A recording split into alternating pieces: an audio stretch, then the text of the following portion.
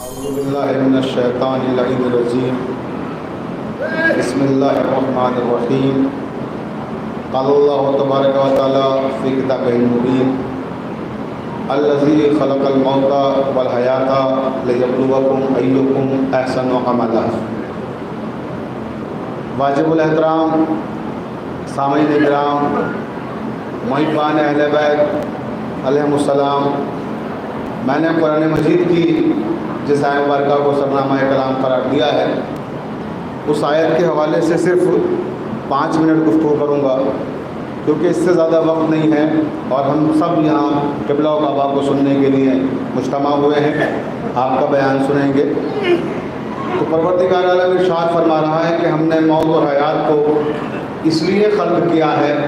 تاکہ ہم تمہیں آزما سکیں کہ تم میں کون ہے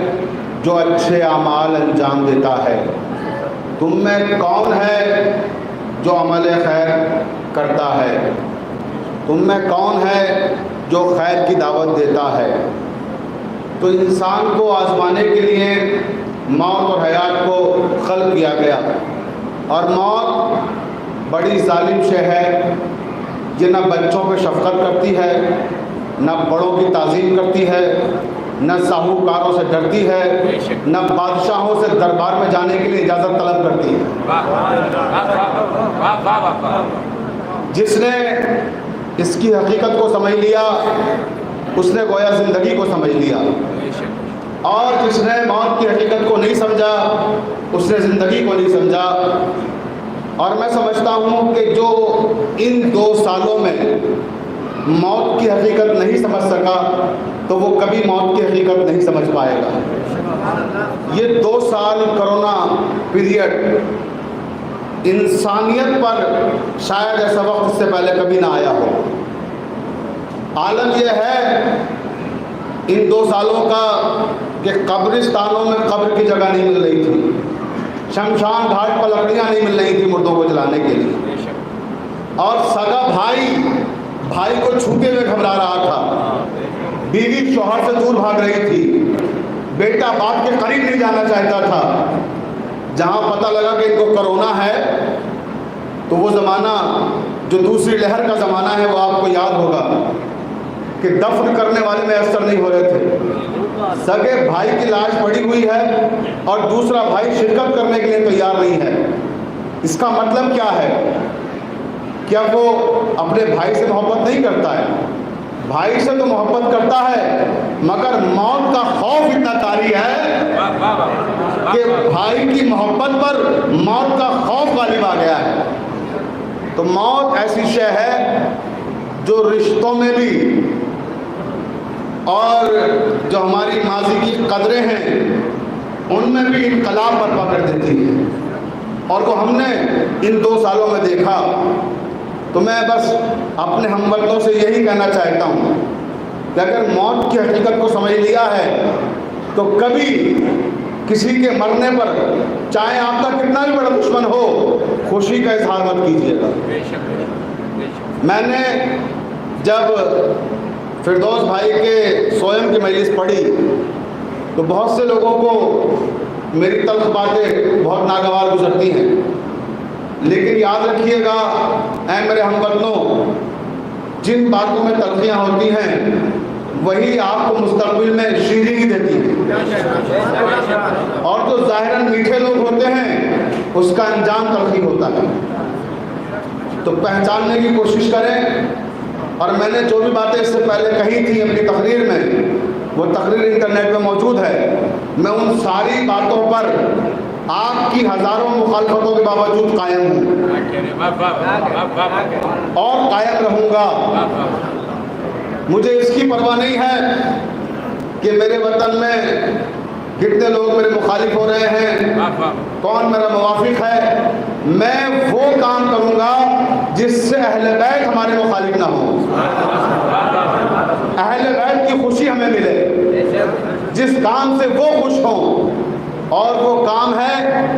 تعلیمی اداروں کا فروغ، وہ کام ہے تعلیم کا فروغ، وہ کام ہے میرے وطن کے نوجوانوں کی تربیت کرنا بہترین، وہ کام ہے ان نوجوانوں کی ذہن سازی کرنا، وہ کام ہے ان بچوں کا مستقبل سازی کرنا۔ تو اس سلسلے میں بالکل بھی پیچھے نہیں ہٹوں گا۔ کوئی مخالف آ جائے مجھے اس کی پرواہ نہیں ہے، اور جب مخالفت ہوتی ہے اور مخالف سامنے آتا ہے تو پھر وہ مخالفت لفظوں کی حد تک نہیں، میں ہر طرح کی مخالفت جھیلنے کی صلاحیت رکھتا ہوں، میں ہر طرح سے تیار ہوں، اور میں سانگری میں نہیں، میں مرکز میں لکھنؤ میں مخالفت جھیل رہا ہوں، اور مجھ کو وہاں بھی کوئی اثر نہیں پڑ رہا ہے۔ میرے خلاف لوگ فیس بک پہ لکھیں، میرے خلاف لوگ اخباروں میں لکھیں، مجھے اس سے کوئی فرق نہیں پڑتا۔ میرا نفس مطمئن ہے کہ میں نے کوئی غلط کام نہیں کیا، بس یہ کافی ہے میرے لیے کہ میں اہل بیت علیہ السلام کے سامنے شرمندہ نہیں ہوں، میں اپنے رب کے سامنے شرمندہ نہیں ہوں۔ تو میں آج پھر آپ سے کہہ رہا ہوں کہ جو میں نے اس وقت کہا تھا کہ فردوس بھائی نے جو خواب دیکھا تھا اس کی تعبیر بھی اب ہماری زندگی کا مقصد ہے، اور انشاءاللہ یہ ڈگری کالج کا پروجیکٹ یہ مکمل ہوگا، اور اسے بہت جلد اب ہم اس کا کام شروع کریں گے۔ ابھی میں نے قبلہ و کعبہ علامہ عابد بن گرامی صاحب قبلہ کو بھی وزٹ کرایا، دورہ کرایا، ابھی ڈگری کالج وہ دیکھ کے آ رہے ہیں، اور وہ بہت خوش ہوئے، ان کی دعائیں ہمیں ملی، اور انشاءاللہ تعالیٰ صرف دعائیں نہیں، قبلہ کا ہمیں تعاون بھی حاصل رہے گا۔ اور یہ ڈگری کالج صرف یہ نہیں کہ کوئی میں صرف تنہا خواب دیکھ رہا ہوں، یہ دو آنکھوں کا خواب نہیں ہے، یہ ہزاروں آنکھوں کا خواب ہے، اس بستی کے ہر اس شخص کا خواب ہے جو اپنے بچوں کو اچھی تعلیم دینا چاہتا ہے، جو اپنی بچیوں کی حفاظت کرنا چاہتا ہے۔ فردوس بھائی نے اس کالج کو قائم کرتے وقت صرف ایک ہی بات کہی تھی مجھ سے، میں نے ابھی قبلہ کو بتایا کہ میمن سادات میں یہ سے خطاب کر رہا تھا، میں مسلسل فردوس بھائی مجھے فون کر رہے تھے کہ آپ اس ادارے کی سرپرستی قبول کر لیں، آپ مینیجر بن جائیں، آپ جنرل سیکرٹری بن جائیں، اور میں نے ہمیشہ انکار کیا ہے، مجھے نہ عہدوں کی خواہش ہے نہ مجھے منصب چاہیے۔ اگر مجھے عہدوں کی خواہش ہوتی، منصب چاہیے ہوتی، تو اس وقت لکھنؤ میں منصب بانٹے جا رہے ہیں۔ آفتاب شریعت مولانا سید قلب جواز صاحب قبلہ اور میرے عزیز ترین دوست علی زیدی صاحب جو چیئرمین بنے وقف بورڈ کے، بڑے بڑے اوقاف کا متولی بنانے کے لیے مجھے پیشکش کی، میں نے انکار کر دیا کہ نہ میں متولی بنوں گا کبھی، اور نہ کسی کی سفارش کروں گا، اس لیے کہ ہم نے اگر غلط آدمی کی سفارش کر دی تو امام زمانہ کے سامنے ہمیں بھی جواب دینا ہوگا۔ ہاں، اگر کوئی آئے گا ہم اس کے مقدمات آپ کے سامنے پیش کر دیں گے، اگر آپ کو لگتا ہے کہ وہ صحیح ہے تو اسے بنایا جائے، اور اگر وہ لگتا ہے غلط ہے تو اسے نہیں بنایا جائے۔ تو اسی طرح سے یہاں بھی میں نے ہزاروں بار فردوس بھائی سے کہا کہ میں نہیں بننا چاہتا، مگر وہ میمن سادات پہنچے، 2 گاڑیاں بھر کے گئے اور کہا جب تک آپ اقرار نہیں کریں گے، جب تک آپ قبول نہیں کریں گے، تب تک ہم یہاں سے نہیں جائیں گے۔ اور جتنے بھی آئیے تشریف لائیے، شاعر صاحب تشریف لائیے، صلوات بھیجیں محمد علیہ محمد۔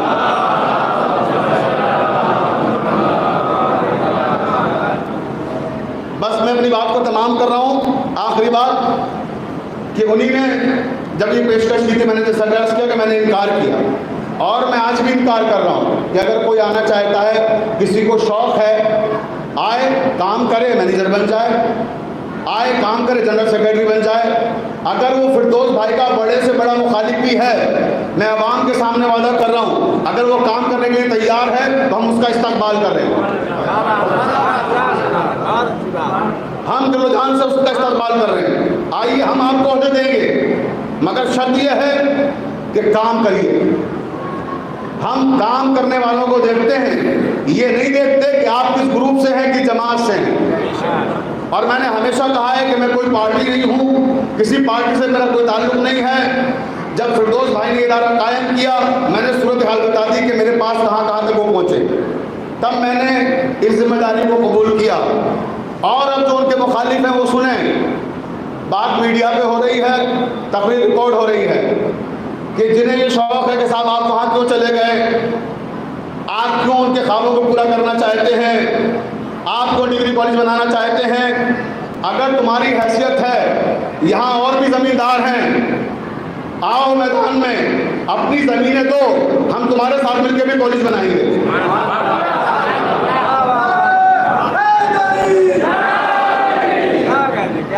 بھائی بڑے بڑے زمیندار پڑے ہوئے ہیں، دوسروں کی زمینیں غصب کر کے زمیندار بننا اور ہے، اور اپنے دل سے ان زمینوں کو جو محنت سے خریدی گئی ہوں کسی کالج کو ہدیہ کرنا اور ہے، سمجھ کے؟ تو آؤ، میں تو قصبی زمینوں کا بھی استقبال کرتا ہوں۔ ڈاکٹر کبیر صادق صاحب کہا کرتے تھے کہ اگر کوئی کالج کے لیے قصبی زمین بھی دے اس کو بھی لے لو، اس لیے لے لو کیونکہ اس کے پاس کچھ غلط طریقے سے آئی ہے، تو اس غلط طریقے سے آئی ہوئی چیز کو یتیموں میں غریبوں میں تقسیم کر کے ایجوکیشن دلا کے غریب بچوں کو اسے صحیح کر دیجیے آپ، تاکہ حقدار تک پہنچ جائے گی۔ تو میں یہاں کے تمام زمینداروں کو یہ دعوت دے رہا ہوں کہ جن کے پاس 250 بیگھے 200 بیگھے 150 بیگھے 100 بیگھے زمینیں ہیں، 20 بیگھے زمین دینے کا کلیجہ اگر ہو تو آؤ ہم تمہارے ساتھ ڈگری کالج بنائیں گے، آؤ ہم تمہارے ساتھ انٹر کالج بنائیں گے، اور میں پوری ذمہ داری لے رہا ہوں، میں پورا سپورٹ کروں گا، سب کچھ ساری اسکیمیں سب کچھ لاؤں گا اور سب کچھ ویسے ہی دلاؤں گا جیسے اس ڈگری کالج کے لیے کام کر رہے ہیں، ویسے ہی آپ کے ساتھ بھی مخلصانہ کام کریں گے۔ صلوات محمد علیہ۔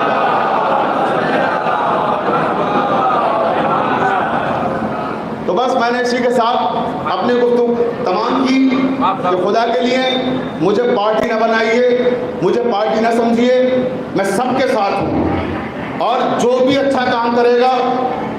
میں اس کے ساتھ ہر طرح سے ہوں، چاہے وہ تعلیمی ادارہ کھولے، چاہے کوئی مذہبی ادارہ کھولے، جہاں میری مدد کی ضرورت ہے میں تیار ہوں۔ ابھی بس آخری بات کہہ کے تمام کر رہا ہوں گفتگو، میں ایک مجلس پڑھنے کے لیے مراد آباد میں ایک قصبے میں گیا، میں اس جگہ کا نام نہیں لینا چاہتا جان کر کے۔ جب میں وہاں مجلس پڑھنے پہنچا تو میرے مجلس پڑھنے پر پہنچنے سے پہلے ہی بہت ہنگامہ ہو گیا وہاں، اور لکھنؤ سے میرے پاس 150-200 کالیں آئیں کہ آپ قبلہ یہاں مجلس نہیں پڑھیے۔ بہت توجہ فرمائیے گا اس بات پر، بس آخری بات ہے، 150 کالیں ایک دن میں میرے پاس آئیں کہ آپ اس آدمی کے یہاں مجلس نہ پڑھیے کیونکہ یہ مرتد کا ساتھی ہے، وسیم رضوی کا،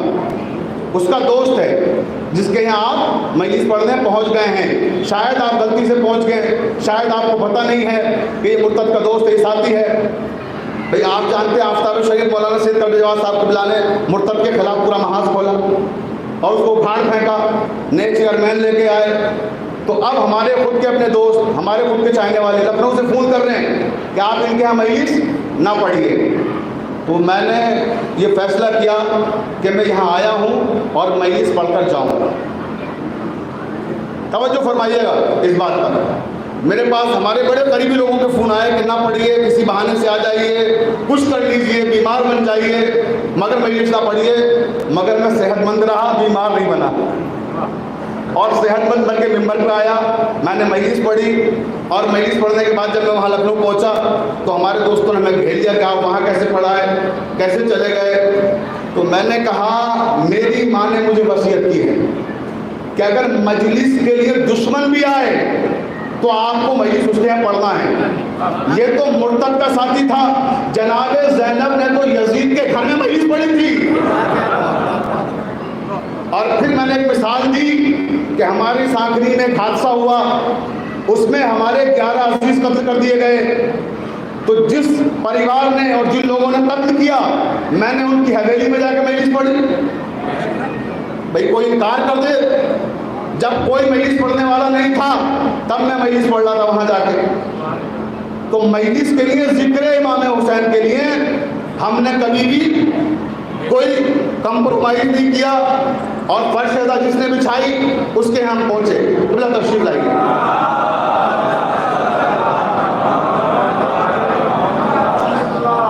بس میں نے اپنی گفتگو تمام کی کہ امام حسین کے نام پر ہمیں دشمن بھی بلائے گا ہم وہاں جائیں گے، اور یہ تو میرا وطن ہے، یہاں تو سب میرے اپنے ہیں، یہاں نہ کوئی میرا دشمن ہے نہ میں کسی کا دشمن ہوں۔ میں آپ کی آغوش میں پروان چڑھا ہوں، میں آپ کے لیے مثل اولاد کے ہوں، اور آپ میرے بڑے ہیں، بزرگ ہیں۔ میں آپ سے یہ بھی ضرور ایک گزارش کروں گا آخری وقت میں کہ اگر میں، ظاہر سی بات ہے میں بھی انسان ہوں، الانسان مرکب من الخطاء والنسیان، انسان سے غلطیاں بھی ہو جاتی ہیں، ممکن ہے مجھ سے کبھی کوئی غلطی ہو جائے، تو میں آپ سے گزارش کروں گا کہ اگر میری غلطی ہو، کہیں پہ کوئی گرفت ہو تو مجھے متوجہ کریں۔ اگر میں غلطی کروں گا میں اسے درست کرنے کے لیے تیار ہوں، میں آپ کے مشورے کو سر آنکھوں کو قبول کرنے کے لیے تیار ہوں، مگر شرط یہی ہے کہ آپ کی نیت صحیح ہو اور بستی کو فائدہ پہنچانے کی ہو۔ جماعت سازی اور گروہ سازی سے بلند ہو جائیے اور بستی کا وقار اور بستی کی عزت کو پیش نظر ہو کر سب ایک ہو جائیے۔ بہت بہت شکریہ۔